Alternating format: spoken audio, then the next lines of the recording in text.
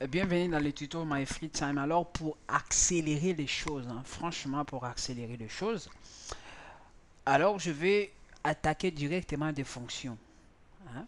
Donc je fais un peu de récapitulation. Nous avons vu euh, donc le type en haut camel, les entiers, ça c'est les entiers. Lorsque le crée comme ça, on peut faire les opérations addition, soustraction, division, multiplication. Voilà. On peut faire maudit, donc modulo. Voilà. Ça, c'est division entière. On a vu de flottant.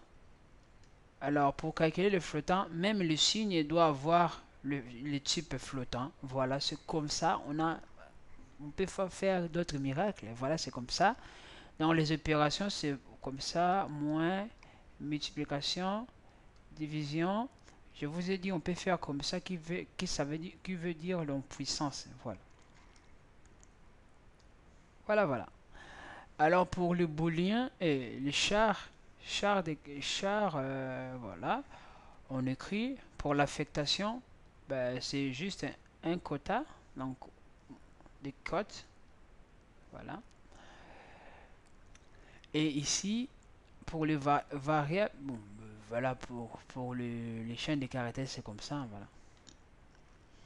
Et on peut utiliser des comparaisons, donc des supérieurs, inférieurs, égal, ou quoi, donc ils sont là.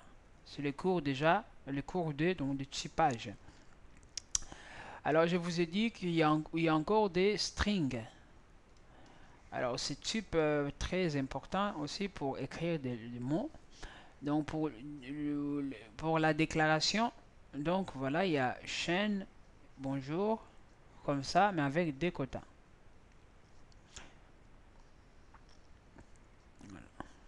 Donc ici je dis que c'est différent avec le champ de caractères.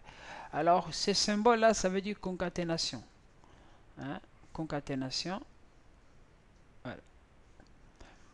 On peut concaténer. Là j'ai écrit les noms Jojo, bonjour. Et je concaténer juste comme ça sans espace. Ça va écrire bonjour Jojo, bonjour.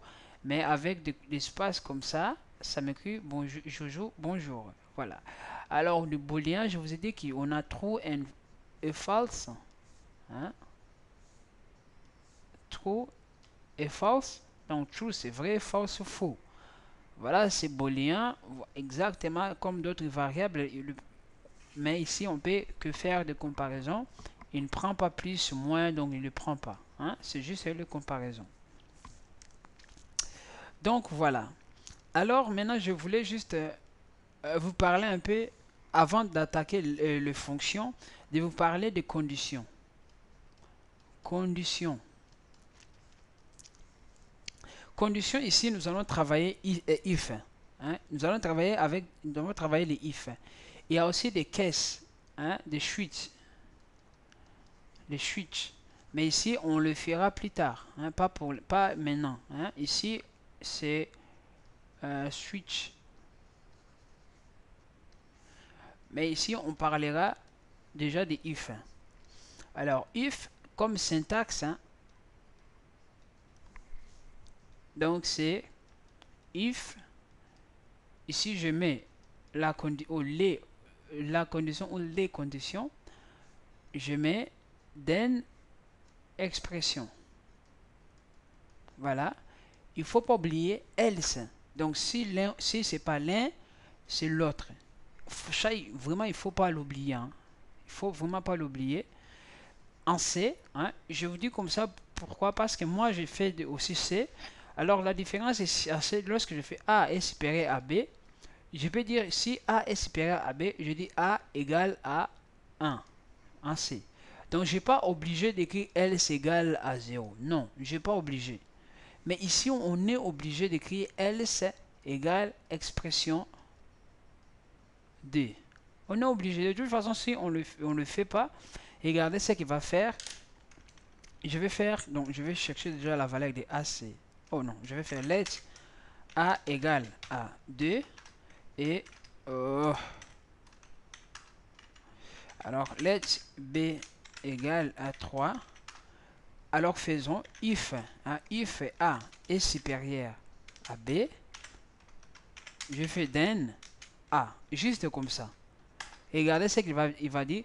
This expression is type int, but an expression was expected of type unit. Unit. C'est A là, c'est pas type unit. Type unit, ça veut dire quoi? Je sais pas si j'ai encore les. Ça fait déjà longtemps que je fais S. Bon, ça fait un an que je fais S1. Donc du coup, j'ai un peu le problème en fait à comprendre ça. Type unit, mais au fur et à mesure que je vais faire le tutoriel, vous allez comprendre en fait ce type là unit. Ce type unit en fait, il a besoin que ça soit le même que ça soit le même type que le type qui doit venir. Donc unit, il ne peut pas être égal à cette expression là. Je vais essayer de m'expliquer. Là, si je fais else b, maintenant comme ça, là, il nous renvoie 3. Donc, on voit que 3 est supérieur à 2. Hein? Ce n'est pas D supérieur à 3. Voilà. Maintenant, le type unit, c'est quoi? Regarde, faisons comme ça. Hein? Exactement comme je fais, au lieu de mettre B, je vais mettre 3 points. Voilà. 3 points, c'est quoi? 3 points, normalement, il doit être entier parce que ici, on compare des entiers, ça n'a rien à voir. Hein? Rien à voir vraiment. Hein? Je vais faire comme ça. Ici, on fait juste la comparaison et on veut les résultats. Mais les premiers, ces résultats-là doivent être, le type qui sera dans les den, hein, doit être exactement le même type qui sera ici. On voit que les A, c'est entier. Hein, je peux faire comme ça. Hein. Les A, les D qui est là, c'est un entier. Pourtant, les 3 points, c'est flottant. Donc, du coup, il n'y a pas la compatibilité. Mais disons que ici, je vais mettre aussi un point. Bon, j'ai même 2 points comme il était avant. Maintenant, regardez. Et là, ça marche. Voilà, ça marche. Donc, il faut que ça soit le même type. Voilà. Ça, il faut que ça ait plutôt le même type. Voilà. Bon, ça, c'est pour les conditions. Hein. Donc, l'expression, on peut faire if condition, then expression, hein, else, on peut faire aussi if, deuxième condition,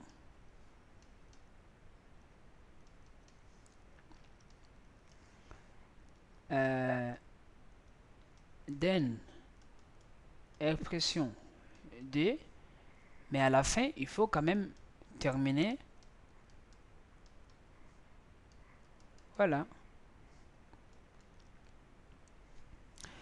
Mais on dit que, mais, par exemple, si je veux que dans l'autre expression, hein, par exemple, je fais comme ça, if A est supérieur à B, then A.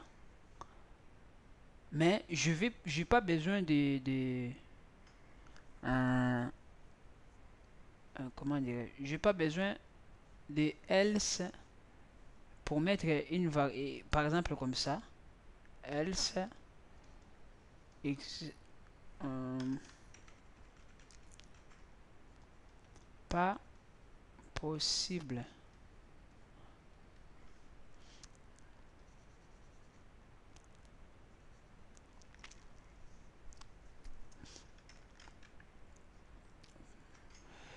Bon, par exemple, je vais faire A divisé par B.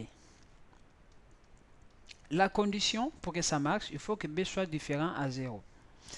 Je fais if B est différent à 0, then que je fais A divisé par B.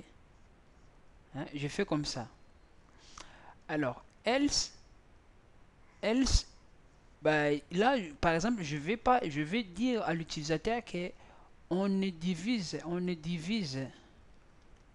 pas par 0.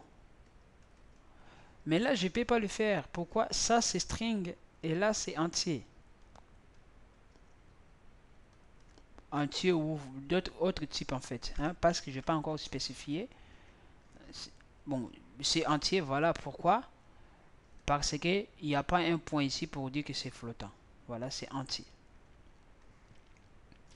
Alors, il y a un truc que je vais vous montrer pour envoyer ces messages. Nous allons écrire un message ici, with, quelque chose avec with comme ça, mais je vais vous le montrer au fur et à mesure que nous évoluons.